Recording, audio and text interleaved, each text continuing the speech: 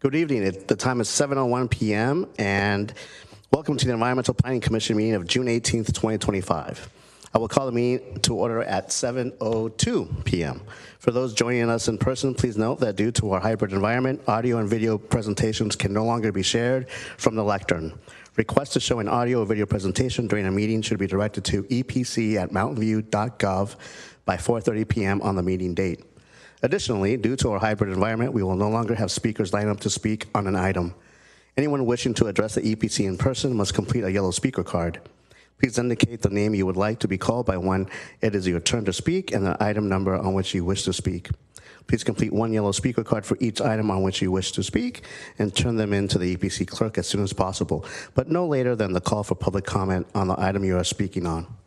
Instructions for addressing the commission virtually may be found on the posted agenda. Now I will ask the EPC clerk to proceed with roll call. Commissioner Dempsey? Here. Commissioner Donahue? Absent. Commissioner Yin? Here. Commissioner Cranston? Present. Commissioner Pham? Here. Vice Chair Nunes? Here. And Chair Gutierrez. Here. All commissioners are here with the exception of Commissioner Donahue.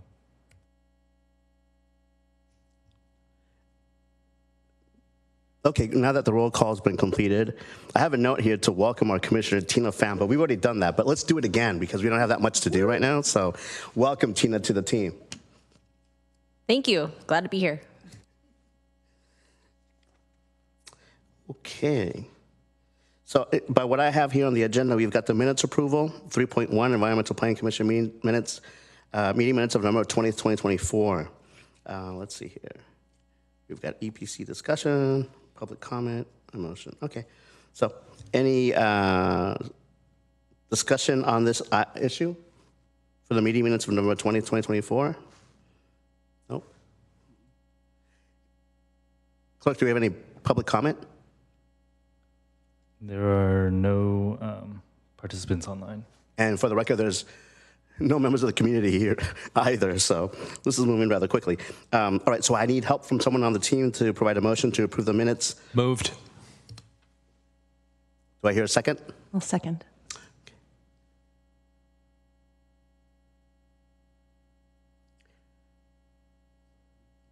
Sure. So the motion was by Commissioner Dempsey, seconded by excuse me, thank you, Commissioner Yin.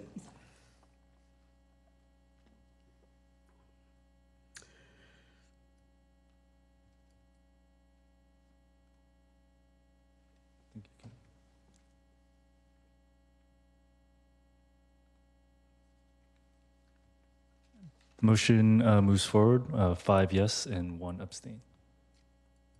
Awesome. We'll move on to oral communications. This portion of the meeting is reserved for persons wishing to address the EPC on any matter not on the agenda. Speakers are allowed to speak on any topic for up to 3 minutes during this section. State law prohibits the commission from acting on non-agenda items. If anyone in attendance would like to provide comments on non-agenda items, please fill out a yellow speaker card and provide it to the EPC clerk. If anyone on Zoom would like to provide comment on non-agenda items, please click the raise hand button in Zoom or press *9 on your phone. Phone users can mute and unmute themselves with *6. Clerk, do we have anyone on the phone? There are no attendees online. Great. Moving on to new business, 5.1, Environmental Planning Commission, Work Plan Fiscal Year 2025-2026. We'll first have a staff presentation, then questions by the EPC, followed by public comment. At the closure of public comment, the Commission will then deliberate and take action. Let's begin with a staff presentation from Principal Planner Deanna Pantroli. Thank you, Chair and the Commission. So this is EPC's work plan for fiscal year 2025-26. As you know, all council advisory bodies are required to annually prepare work plans that are submitted to the City Council for review and approval. And this year it's tentatively scheduled for September of 2025. The staff report includes the draft work plan, which includes items in 3 sections. The first section is related to ongoing work item. These are the items which the staff works on and brings to EPC on a regular basis, like general plan and housing element, annual implementation reports, master plans, precise plan, general plan amendments, and minor cleanup items to our code. The other category of items in the draft work plan are some of the items which have been continuing from the previous work plans, such as the update to the gatekeeper process, the review of some of our precise plans, such as downtown and Moffett, along with historic preservation ordinance. And there are some new things that are starting now, which didn't have a date in the last work plan, such as the dark sky ordinance. So that's exciting. And we continue to work on R3 zoning standards updates as well, along with implementing our housing element. The third category of items is, some of the items which might not be under the purview for EPC's review, but because of the interest and the, how closely they are related to some of the work that EPC does, they might be coming to the body for informational purposes. Some of those are development of the citywide TDM ordinance, and I think EPC reviewed it last year as well. And then the other item is the biodiversity and the urban forest plan. So these are essentially the items on the work plan that is being suggested at this point of time. It is important to note that there are some of the items which were discussed by the City Council earlier this year as part of their work plan item, and we got direction to work on some of the items which might be coming to EPC, but we don't have much information on those yet. So stay tuned for that. Maybe in the coming work plans, we'll see some of those items to be coming in. And at this point of time, the recommendation is for the EPC to review the proposed work plan and forward to the City Council for approval. Staff is available for any questions. Thank you.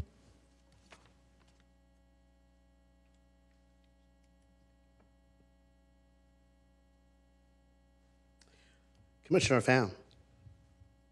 I did have a question. I know the last time the work plan came up to EPC, there was a discussion of staffing because there's so much that is listed here. Any update on the department's staffing initiatives? I guess, we're almost fully staffed in planning. We have one vacancy, which is going to be reclassed with the passing budget next week for a current planning manager, but that's from one of the vacant DZA, Deputy Zoning Administrator positions. But otherwise we're fully staffed, yeah, which is great. We've had a couple people start in the last few months. Vice Chair Nunez. Thank you, Mr. Chair. So for whoever on staff, I don't know specifically who to direct us to, but I know that I guess our city, or I've heard our city is kind of unique in terms of, for a city of its size, in terms of the ambitiousness of kind of work projects we tend to pursue, in addition to, the number and, also obviously being home to like giant corporations and having that kind of economic weight relative to other cities of our type. That notwithstanding, though, I am kind of curious when it comes to the cadence of timing or the manner in which cities, I guess through council, are setting their work plans. Are there any other kind of, are there differences? Are there kind of like standard best practices that, all cities of our type kind of follow in how our work plans are produced and then set into place? I guess if someone on staff can just kind of speak to that a little bit, like how does that come to materialize? Are we following like a singular playbook that all other cities follow, or are there differences in how that comes about?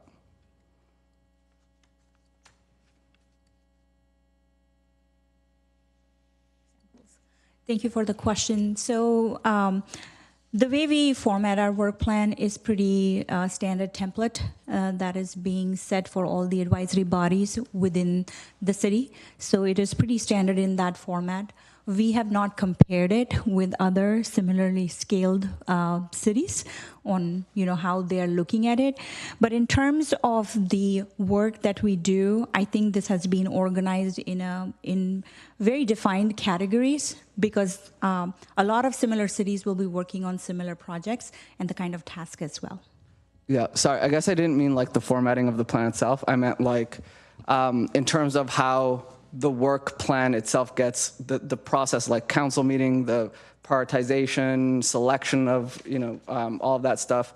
I know, we're not here necessarily to say we do or don't want to do this. I'm just asking, generally speaking, is our city council, is the process that they use to create and, start to, put together the work plan, is that, the same process that all other cities use, or are there different ways of that cities similar to us in scale go about the work, or their councils go about the work of creating a work plan? So I don't, we're not the department that creates the process that we follow. However, we're involved. And I guess, we have our own personal experiences. I think most cities follow some similar format where they, come up with their laundry list of things they want to accomplish, and then they turn to staff to help them, decide if there's capacity and what the abilities are, what that project entails. And then it comes back for those, final decisions on what that work plan is. So I would say it's in my experience in other cities, it's pretty common to do a process similar to this, but I don't think they look the same across multiple cities. Got it. Thank you. Mm-hmm. Commissioner Cranston. So I was interested in the staff's feedback on the timeline for the downtown precise plan. It seemed we've already looked at some of the most intense areas and made changes there, so we're not actually doing the entire downtown precise plan. We're doing pieces of it because we've already done the ones right along Castro. So I guess I'm not anticipating that we're redoing what's already been done.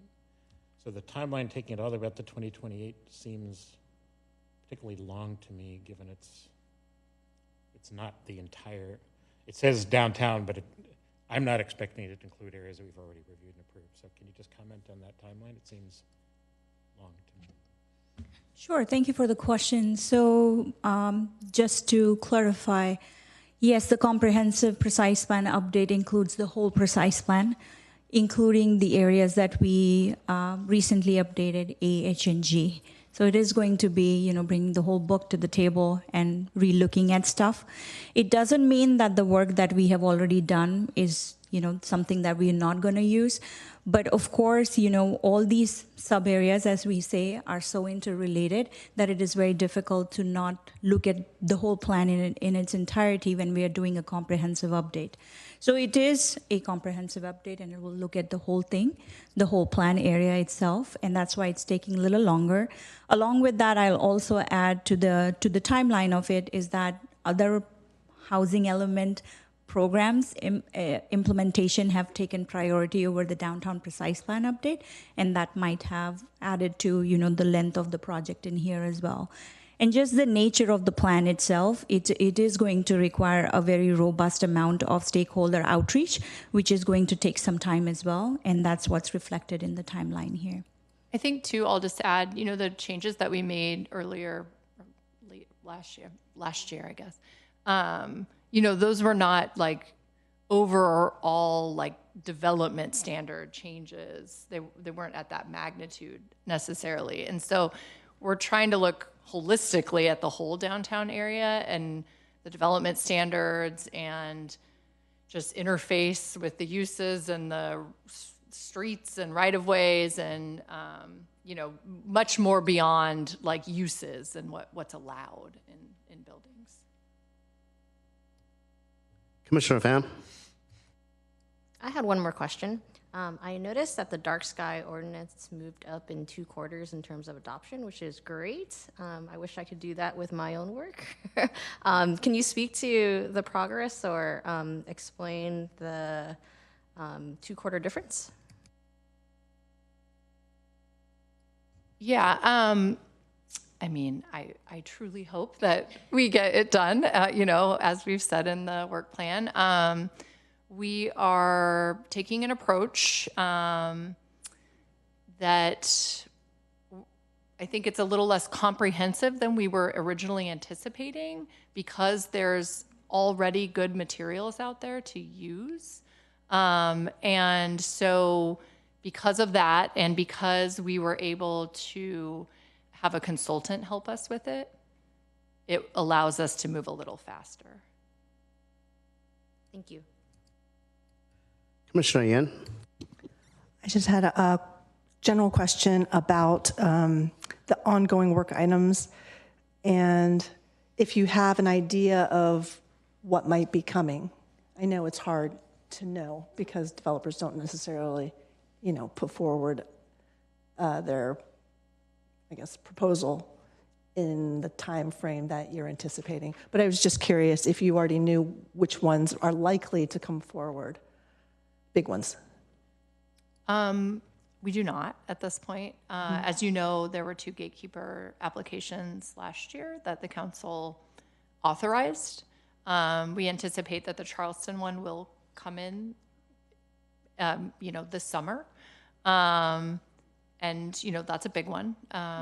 But I haven't heard recently from the other gatekeeper applicant, so I'm not sure. We'll just have to wait and see if that one comes in as well. As you may know, because I think it was published today, we are taking a new gatekeeper policy to council on Tuesday, which we're hoping will be adopted in some form. And that will lay out the future process for gatekeeper. If that happens, then we will likely return to you all and then to council in Q3 of this year with municipal code changes that go hand in hand with that policy.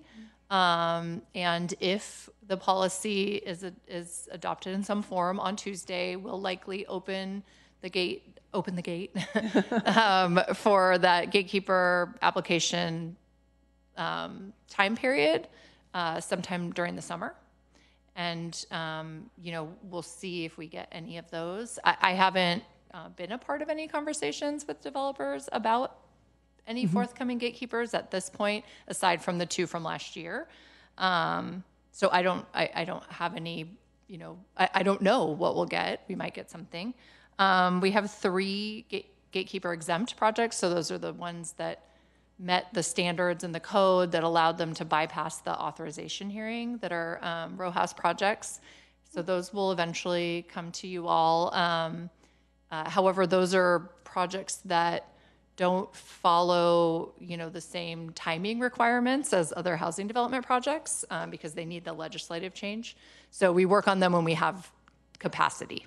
But I think you'll see one of those either late this year or early next year.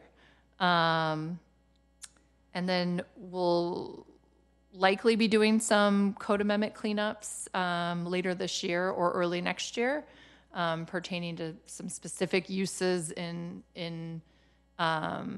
certain areas of the city. And then there's some other code cleanup items that go hand in hand with the housing element, but that may not be till the next work plan cycle.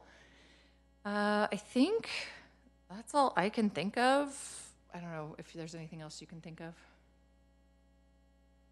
That's all I can think of at this point. Yeah, and again, we'll have our housing element annual and general plan annual updates as usual. Yeah, and then thank you. State bills that come through, you just kind of roll with them as they get adopted. Yeah, we generally try to clean up our brochures and handouts first. So that and make sure everyone's on the same page, and then eventually we'll be able to bring the ordinance updates that are needed. But as you can imagine, it takes time, and there's, a lot on the work plan. And so, we adhere to state law, and we make sure that we're, doing everything up to, to state law. And, if code changes are needed, we kind of put those together in a minor code update type of packet. And you may see some of those in the changes I was mentioning that may happen later this year, or possibly next year. Yeah. Okay. No, that's really helpful. Thank you.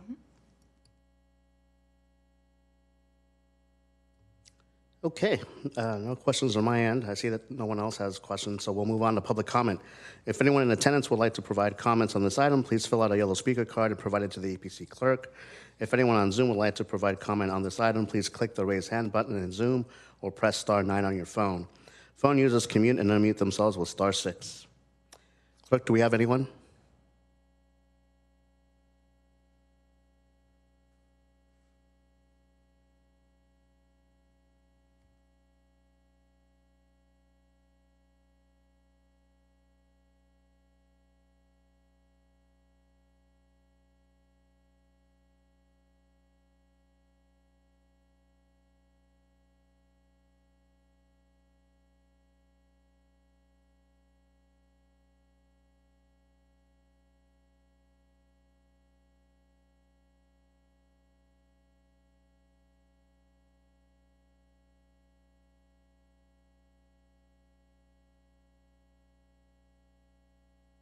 If you want to speak first, you can, and then.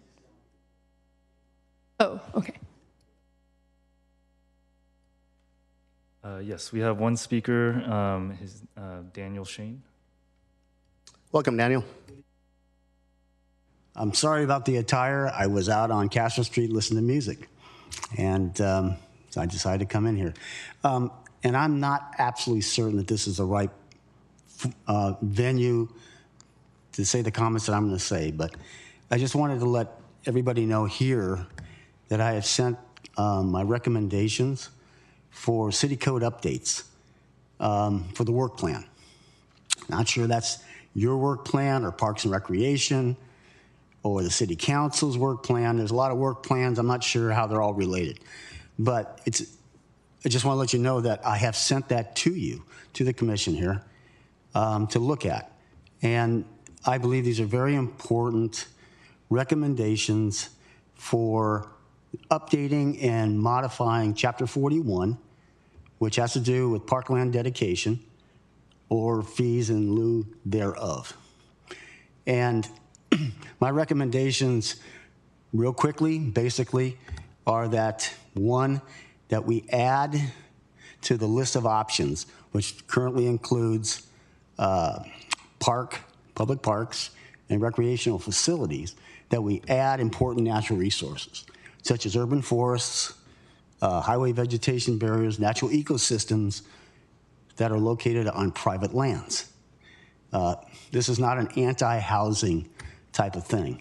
This is really about better and smarter housing development and to protect and preserve our precious natural resources on private lands. Most of our urban forests are located on private lands, so when developments come to the city planners to evaluate, they use a checklist. It's called the Formal Planning Development Application Checklist. That's what they use.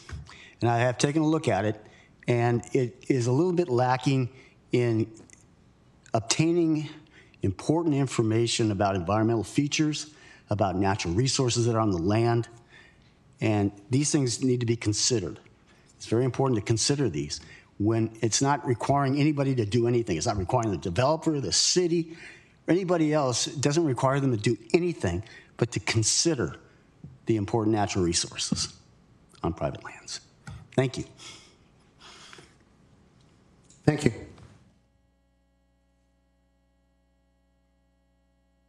We'll move on to EPC deliberation and action. Let's discuss. I'll start off with just mentioning, I I know I had brought up the question of, and we had discussed before in the pre-meeting, thought I had understood that in the work plan that was presented to us, I think there was a goal by City Council to try and lessen the load for staff on projects as a whole. And I wanted to see if you could please share what you had mentioned to me so that the commission knows as a whole what was done in that respect, so that we all know and we all have the same information that I received along with Alex at our meeting on Tuesday. Well, I'll cover this one. Thank you. So when we met earlier this week to brief the chair, there was some discussion around the council work plan and some of the preliminary discussions the council had when developing their work plan that they're actually voting on in a couple of days on Tuesday. And you can actually review the work plan, the draft work plan online. If you'll see the draft work plan, the draft council work plan for fiscal years 25 to 27 only has about 15 items on it. And that's a market decrease from earlier years when, the number was in the 20s, 30s, 40s, much higher number. And that was a very intentional by the council in order to focus on finishing actions that were on previous work plans and really focusing on the highest priority for the council right now on plan items. I'm not sure if the assistant director has anything to add on the council work plan development process, but just to note that this work plan is a smaller list of items than in previous years.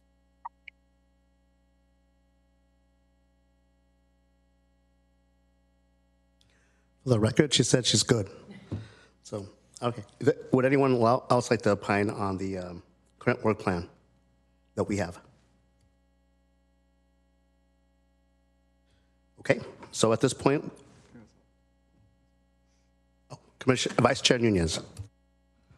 I guess I'll just make a similar comment as I had made in the chair briefing with regard to the council work plan and touching on the question from earlier.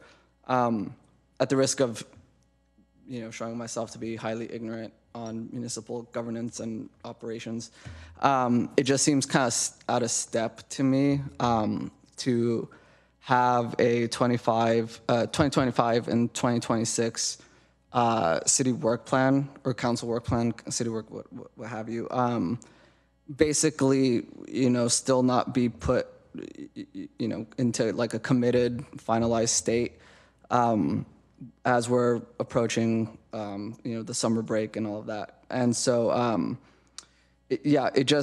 know that there's a lot of, likely very easy to make assumptions that staff can continue operating on when it comes to the work plan, like the R3 and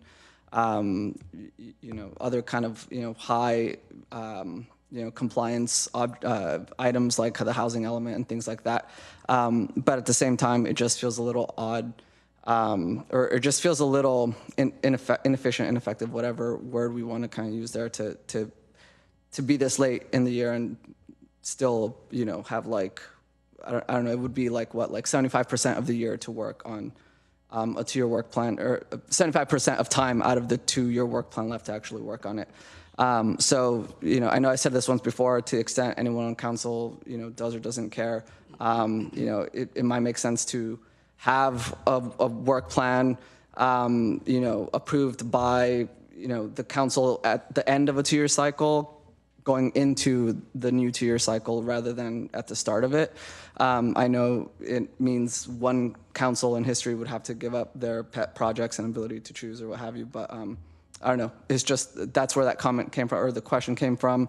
I made a similar comment at the chair meeting, so for the sake of transparency and ideation, there you go. Thank you, Vice Chair. Commissioner Cranston.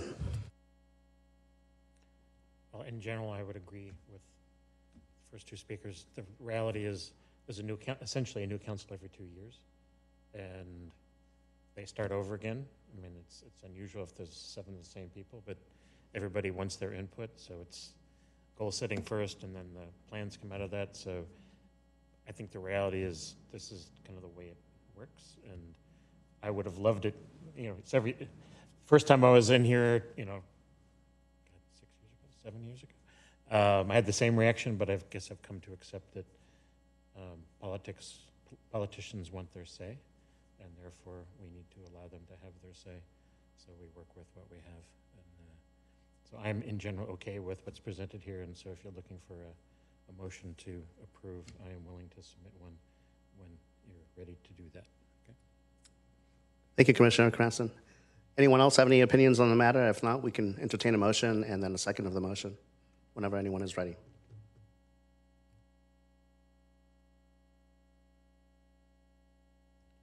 So I will move to accept the work plan as presented by staff.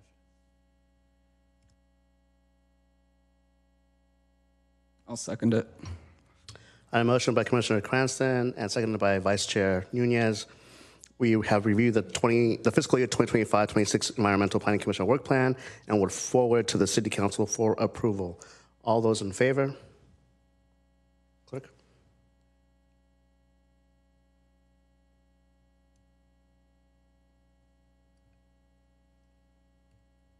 Will you help us with the vote, Clerk? Thank you. Yeah. Sorry.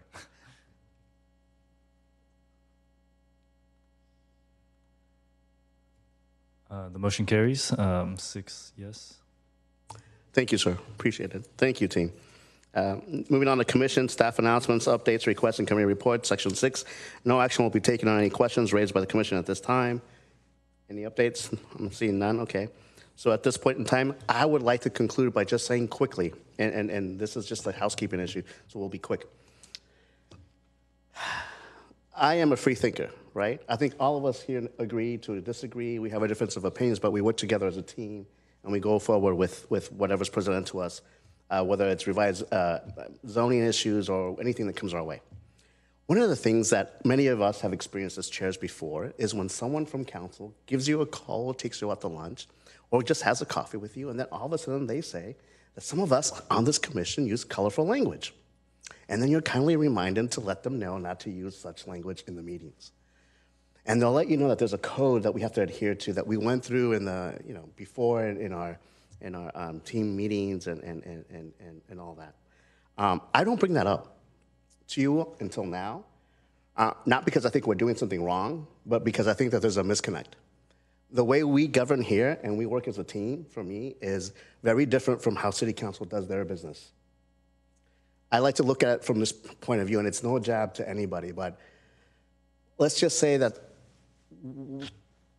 when they hear jazz, I'm listening to, from my worldview, rap. It's a whole different world. I've never once heard anyone on my commission or our commission here use any colorful language as a detriment against someone, either a team member or a fellow commissioner. We're all very respectful, and if we add on a colorful word at the end of our opinion, it's to describe the situation in aghast, being outlandish, trying to emphasize a point with all due respect. So I'm kindly bringing this up so that everyone knows that when that happens, I'll listen to them and then I'll reiterate to them it was not said in that manner. We're all adults here. We all govern ourselves, and I will never restrict your language because I trust you, and I know how much value we bring. But I just wanted to share that for the record, because there are differences of opinions with how governance structures work. And for the record, I appreciate listening to that, but in the end, I always push back and say, well, thank you for your opinion. That's about it. And having said that, let's adjourn the meeting at 7:35 p.m. Oh, wait, Commissioner Cranston. Just a quick question. When I put EPC meetings in the calendar, I put it on every Wednesday. When really is the next meeting? I'm sure it's not every Wednesday over the summer. When's the real next one? Is it? August 20th. 20th, okay, thank you. Great, thank you. And having said that, now we will adjourn this meeting at 7:35 p.m. Thank you very much, everyone.